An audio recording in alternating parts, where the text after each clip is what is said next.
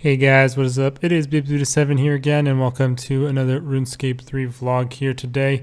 In this video, I'm going to be going over this week's update and patch notes. We have a couple things this week, one of them being the Halloween event has started, and I haven't actually checked it out at all just yet, so I will be giving my first impressions on it in this video here. And yeah, there's also a small ninja strike this week as well, number 13 here. And they label it as Slayer quality of life, but there's really only one update to Slayer, honestly, aside from they've made it so you can open the area loot interface with just one item on the ground, which for some reason was apparently the most requested update in the dojo, which really surprises me, but yeah, that is there. I do want to check Death's office quick before we leave, because they said they decorated it a little bit. Honestly, because I play on my hardcore mostly, I don't know 100% what this usually looks like, but it doesn't look that much different, to be honest with you. So maybe these graves are new. I'm not 100% sure, but yeah, they said they decorated that a little bit, but the main thing is the Halloween event has begun at Draenor Manor. What? Since when can you do this? I have never seen that before. I swear I've exited via that in the past and haven't had that interface. Okay, so we got pumpkins everywhere, all over the trees. I don't think those were there before. And wow, they've changed like the entire Draenor Manor grounds to do this event. That's pretty sweet, actually. Opened the spooky shop. Death Scythe cosmetic override. I thought that was like a thing for you get from doing Soul Reaper tasks. Looks like they have overrides for the Horsemen, some cosmetic transmark rings as well. Oh, some spiders going here. A spooky bank chest. Very funny. Okay, so yeah, I actually don't know. I probably don't want to do the actual event on this video. Maybe I'll do it after the video, and then I'll make another video maybe with a guide on it on my hardcore when I do it on there, or something like that. But just first impression, I mean, looks really good for like it looks like the events of old where they take an area of the world and they transform it to suit the event. I think it looks really, really good, and I'm looking forward to giving it a try after I finish the video here. But this is focusing a little bit more on the other sides of the update rather than the event, which, like I said, I will probably revisit afterwards to give you guys my thoughts and maybe a guide on it as well.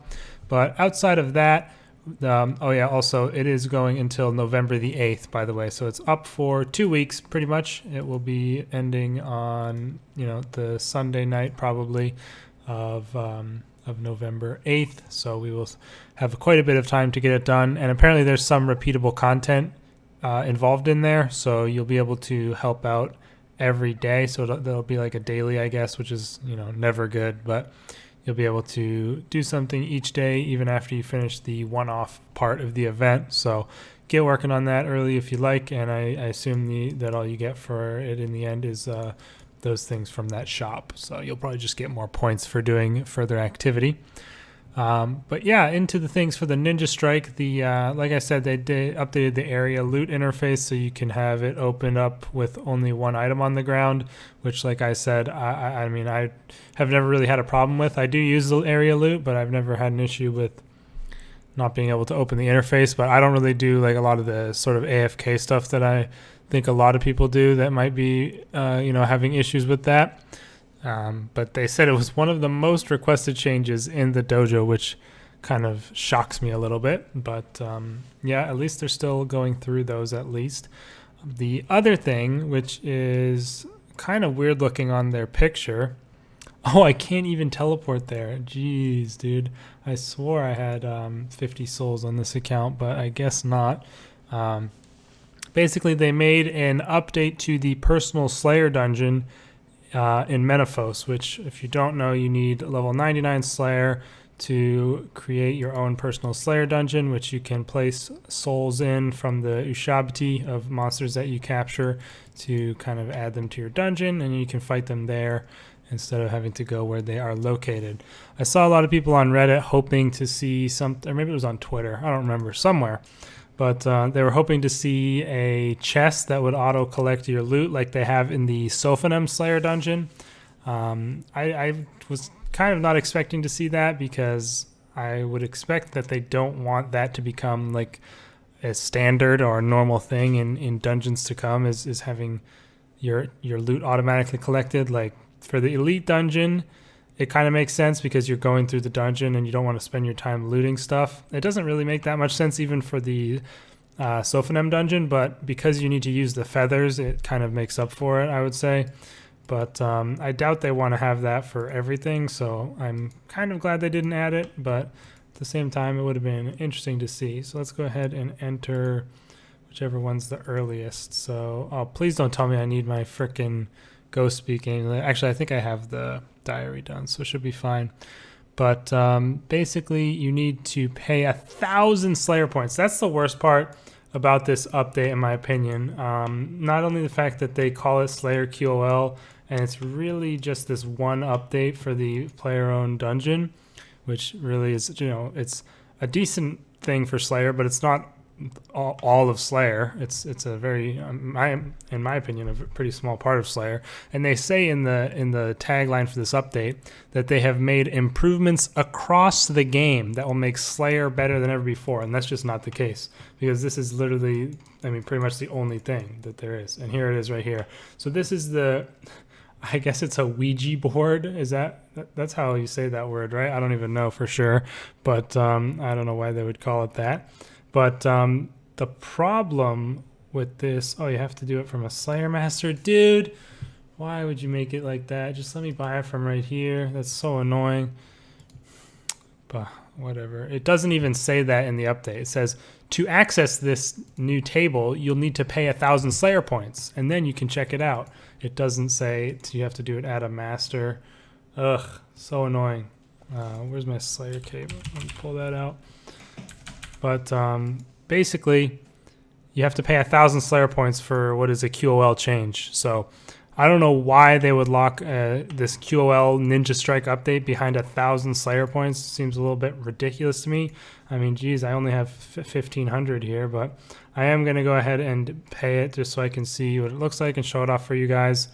1,000 Slayer points, pretty big waste in my opinion, and definitely too expensive for what you get out of it, or at least based on the interface, the picture that they've shown here. Because I can't even think of a great reason that you would want this, except for using the larger rooms as temp storage to swap things out with other things in your small room.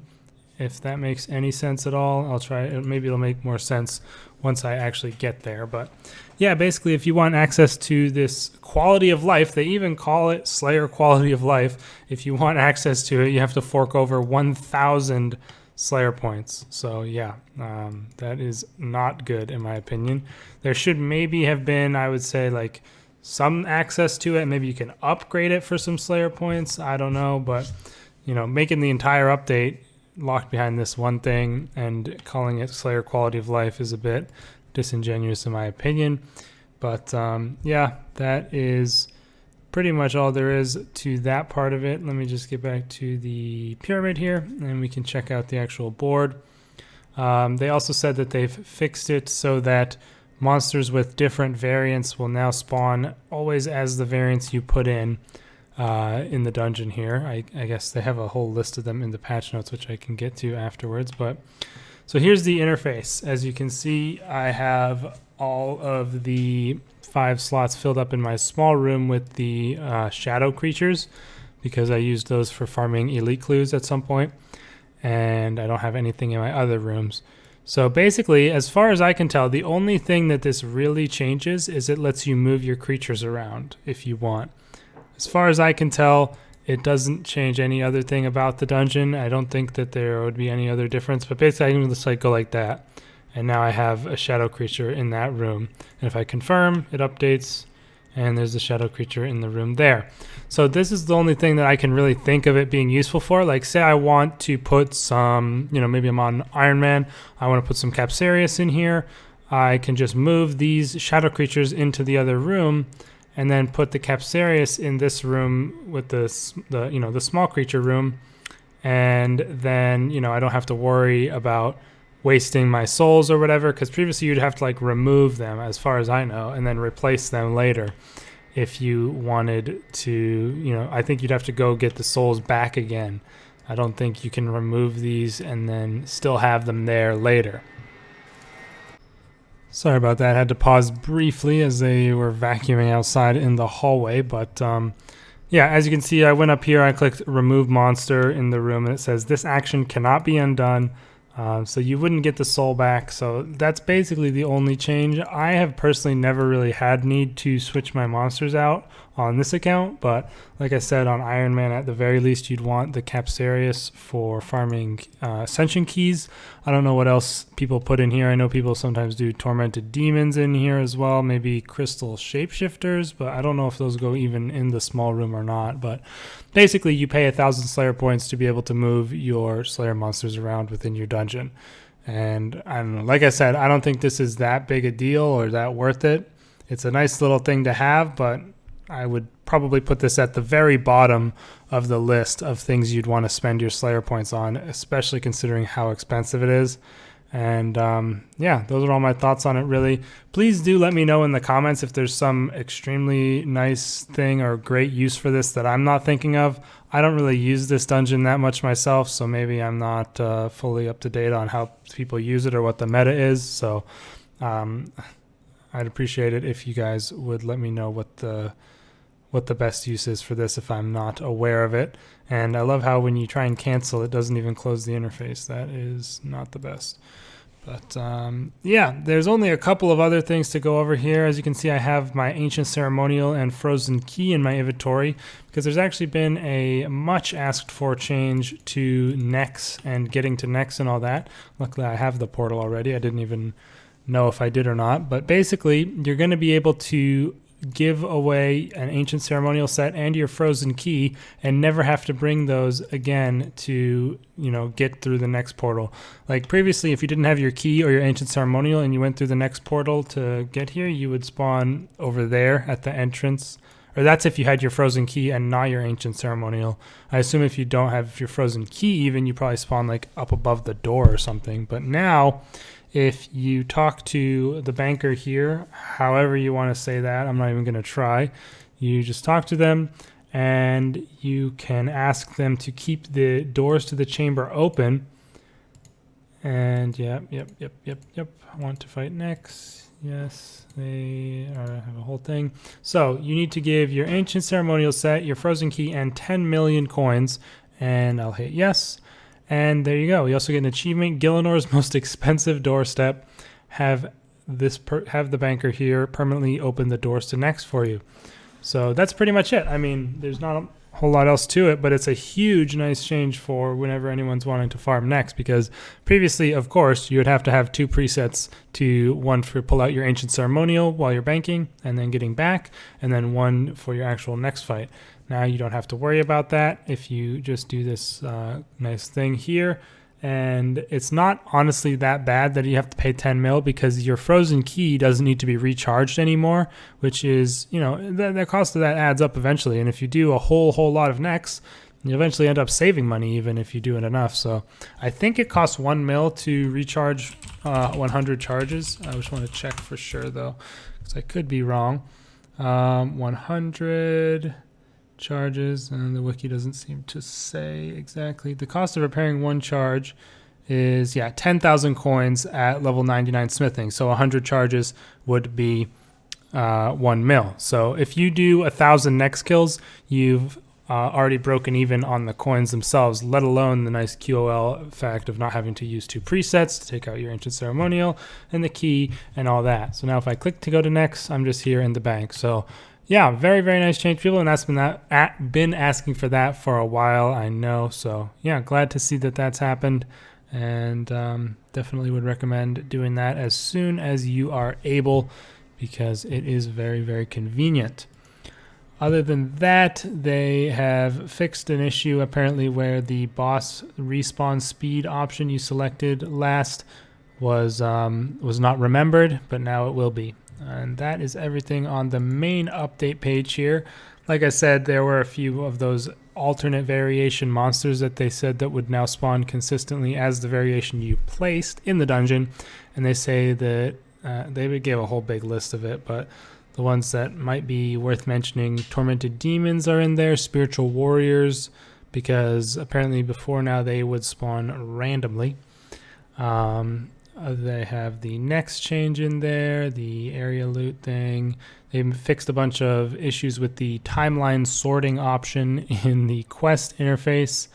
Couple things about the Orphan dig site. One thing that's maybe nice is a small buff to the Spirit Attraction potion, which will now collect your Menaphos carpet dust and manifested knowledge from the shadow necklace thing, which will be nice, you know, that even more AFKable, you have to worry even less about clicking on those things. But I don't think many people are using the Spirit Attraction potion because it's a bit of an expensive recipe and doesn't last for quite as long as people would have liked. I think people were hoping it would last for like 30 minutes to an hour, but it only ends up lasting, I think, 6 minutes, like a normal potion of like an overload or something like that. I'm just trying to remember what exactly you need for it, because I don't remember the recipe 100% here. Spirit Attraction potion. Oh yeah, it also it requires that Time-Worn tincture from the archaeology shop. But yeah, an enhanced luck potion is the expensive part of it, and you also need 116 herblore to be able to do it. But yeah, it only lasts for 6 minutes a dose. I think if that was increased, it might be more worth using, but at the moment it is not the best because you need to use like onyx bolt tips on a luck potion to make it. And to get the luck potion, how do you even get that? Bloodweed potion and crushed dragonstone. So several steps to make it and a bit of an annoyance for sure. So I think a lot of people aren't going to end up using it unless it gets an extension on its timer. But nice to see at least they've added on some additional things for it to collect. And yeah, there are a couple of other things for their fixes, but as far as I remember, there wasn't anything in here worth mentioning. So that is pretty much going to be it for this video, you guys. I hope you all did enjoy it. Again, not the greatest ninja strike of all time. I mean, this next thing at the next bank here is quite nice. And I mean, the personal Slayer dungeon interface is cool looking and stuff. I just feel like they shouldn't have locked the entire QOL change behind 1,000 Slayer points. And even with it, it's not the most useful thing in the world. Again, unless I'm just not aware of how it can be extremely useful to someone. You can let me know again in the comments. But that's pretty much going to be it for me. I'm going to go and try out this Halloween event, and I'll probably be making a follow-up video to discuss that and maybe show you guys how it is done if you'd like. So you can look out for that maybe tomorrow or later today. Not quite sure yet when I want to make that video, but I also have a video coming this week at some point about the new archaeology relics from Orphan, how to get those, as well as I think there was one other video I wanted to make. I'm not sure if I will though or not, so you have to wait and see. But yeah, thanks for watching, guys. Let me know your thoughts down in the comments below. Subscribe if you liked it, and I'll see you in the next video. Peace out.